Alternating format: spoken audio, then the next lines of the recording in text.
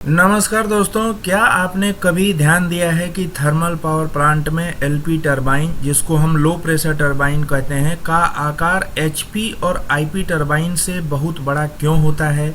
क्या इसका कारण ज़्यादा पावर है या इसके पीछे कोई साइंटिफिक रीज़न छुपा हुआ है? तो आज इस वीडियो में हम बहुत ही आसान भाषा में समझेंगे कि एलपी टरबाइन का साइज इतना बड़ा क्यों होता है और इसके पीछे का पूरा थर्मोडायनेमिक्स कॉन्सेप्ट क्या है। तो चलिए इस वीडियो को शुरू करते हैं। मेरा नाम है सौरभ राय। इस पिक्चर में आप देख रहे होंगे कि यहाँ पे 3 टरबाइन दिखाई गई है। एक हाई प्रेशर टरबाइन जिसको हम एचपी टरबाइन बोलते हैं, दूसरा इंटरमीडिएट प्रेशर टरबाइन जिसको हम आईपी टरबाइन बोलते हैं, और तीसरा लो प्रेशर टरबाइन जिसको हम एलपी टरबाइन बोलते हैं। बेसिकली क्या है कि ये 3 टरबाइन हमारे जो है थर्मल पावर प्लांट में लगी होती हैं और इन तीनों टरबाइन की जो साइज होती है वो डिफरेंट होती है। एचपी टरबाइन की साइज जो है सबसे छोटी होती है, आईपी टरबाइन की साइज जो है उससे बड़ी होती है और एलपी टरबाइन सबसे बड़े साइज़ की होती है। तो ऐसा क्यों ये साइज़ में डिफरेंस होता है कि एचपी टरबाइन छोटा और आईपी टरबाइन उससे बड़ा और एलपी सबसे बड़ा होता है? तो इसका रीज़न हम आगे इस वीडियो में जानेंगे। हमारा जो स्टीम का फ्लो होता है वो सबसे पहले एचपी टरबाइन में आता है, उसके बाद आईपी टरबाइन में, उसके बाद एलपी टरबाइन में। तो हम इस वीडियो में आगे जानेंगे कि इसका साइज का डिफरेंस क्यों होता है। सबसे पहले हमारे स्टीम पावर प्लांट में क्या है कि जो स्टीम हमारे बॉयलर से आती है वो स्टीम एंटर करती है एचपी टरबाइन में। जो स्टीम एंटर करती है एचपी टरबाइन में उसका टेम्परेचर और प्रेशर बहुत ज़्यादा होता है।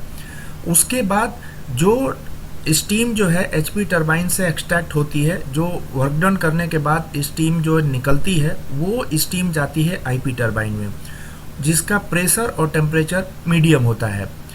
उसके बाद फाइनली जो है आईपी टरबाइन से स्टीम वर्क डन करने के बाद वो फाइनली पहुंचती है एलपी टरबाइन में, जिसको हम एलपी टरबाइन बोलते हैं। अब ये लो प्रेशर टरबाइन में जो स्टीम जाती है उसका टेम्परेचर और प्रेशर बहुत ही कम होता है, सबसे लो टेम्परेचर और प्रेशर होता है। अब क्या है कि टेम्परेचर और वॉल्यूम, स्पेसिफिक वॉल्यूम में क्या जो है रिलेशन होता है, इसको हम देखेंगे। क्योंकि हमको जो साइज़ का डिफरेंस हमको जो देखना है कि साइज़ क्यों डिफरेंट है एचपी का, आईपी का और एलपी का, उसके लिए हमको प्रेशर और स्पेसिफिक वॉल्यूम में रिलेशन को समझना होगा। तो जो प्रेशर और स्पेसिफिक वॉल्यूम में जो रिलेशन है वो स्टीम के लिए, उसके लिए हमको देखना पड़ेगा कि स्टीम का स्टेट क्या है, क्या वो सैचुरेटेड स्टेट में है, क्या वो वेट स्टेट में है या सुपर हीटेड स्टेट में है।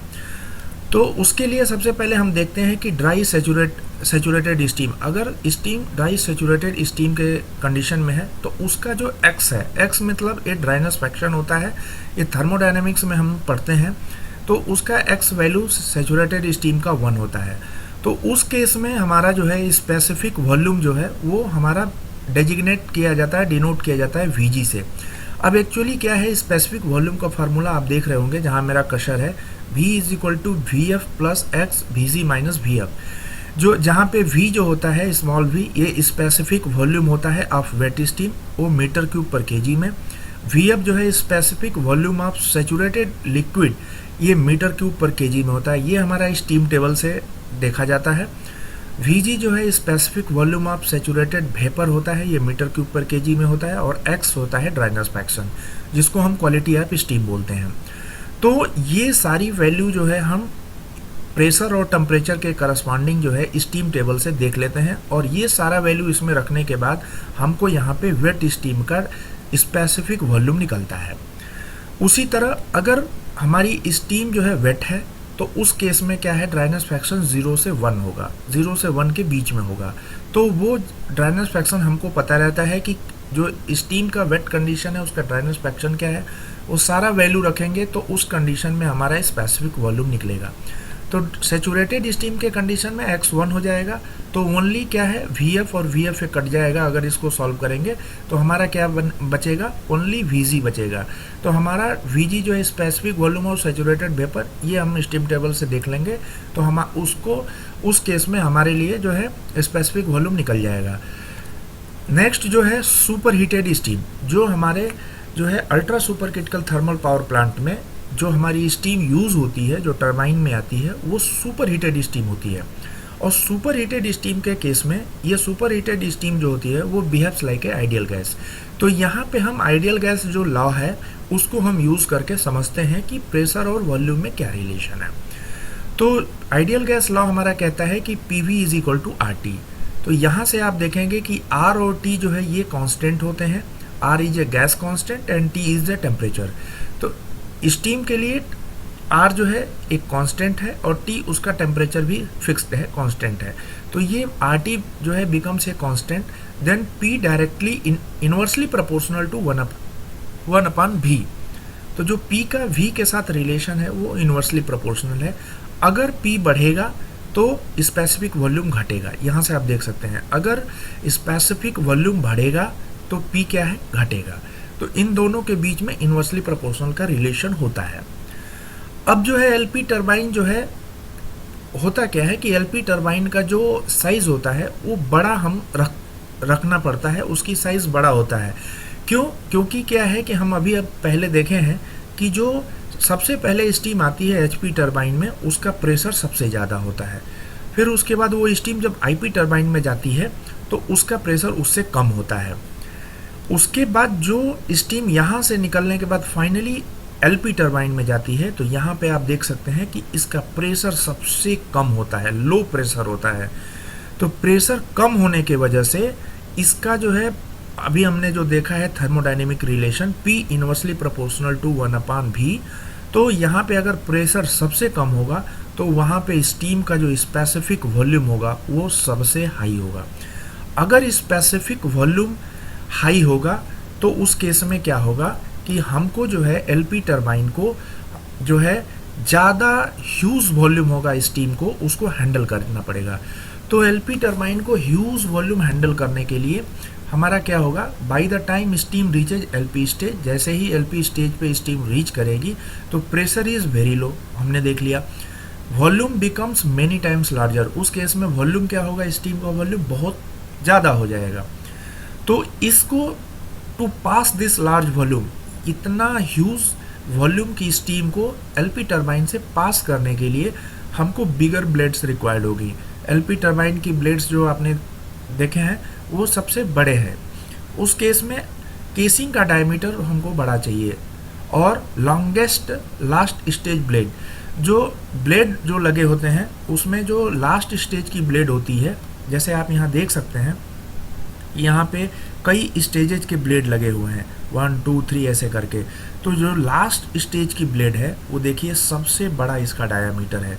तो LP टरबाइन में जो लास्ट स्टेज की ब्लेड होती है, ह्यूज वॉल्यूम को जो है पास करने के लिए यहाँ पे ब्लेड का डाया भी बड़ा होता है, लेंथ, इट मीन्स कि लेंथ का, ब्लेड का लेंथ बड़ा होता है। और जो साइज होती है LP टरबाइन का वो सबसे ज़्यादा होता है, उससे कम IP टरबाइन का होता है क्योंकि उससे कम वॉल्यूम इसका होता है।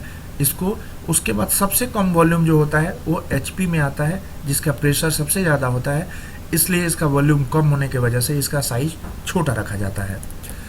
तो अब इसके क्या है, ब्लेड लेंथ हमारा बढ़ाना पड़ता है। आप यहाँ पे देख सकते हैं कि HP टरबाइन का स्मॉल ब्लेड होती है क्योंकि यहाँ पे प्रेशर सबसे ज़्यादा होता है और वॉल्यूम कम होता है।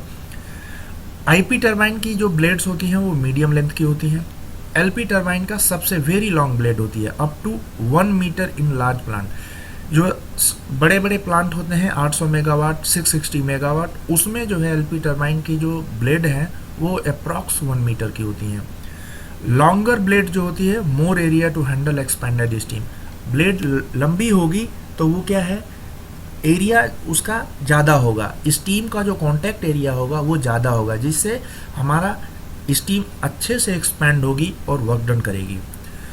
उसके बाद हम देखते हैं कि एनर्जी एक्सट्रैक्शन एफिशिएंसी।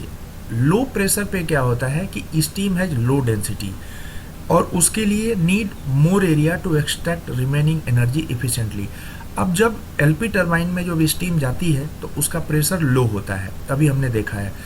तो लो प्रेशर की जो स्टीम होती है उसमें डेंसिटी भी लो होती है, और लो डेंसिटी जब होगी तो उसको मोर एरिया चाहिए, उसका जो उसमें जो एनर्जी है उसको एक्सट्रैक्ट करने के लिए, वर्क डन निकालने के लिए हमको जो है मोर एरिया चाहिए उसको कांटेक्ट कराने के लिए, जिससे उस स्टीम का एक्सपेंशन हो सके और जो है वो स्टीम जो है टरबाइन पे वर्क डन करे। तो इसलिए अब larger size ensures, LP turbine की बड़ा साइज इंश्योर करता है कि उसकी एफिशिएंसी बेटर होती है और लेस एनर्जी लॉस, उसमें एनर्जी का लॉस कम होता है। हम सिंपल एक कंपैरिजन करके एक चार्ट में देख सकते हैं कि एचपी टरबाइन में प्रेशर जो है हाई होता है, स्टीम का स्पेसिफिक वॉल्यूम लो होता है और साइज जो है उसका स्मॉल होता है।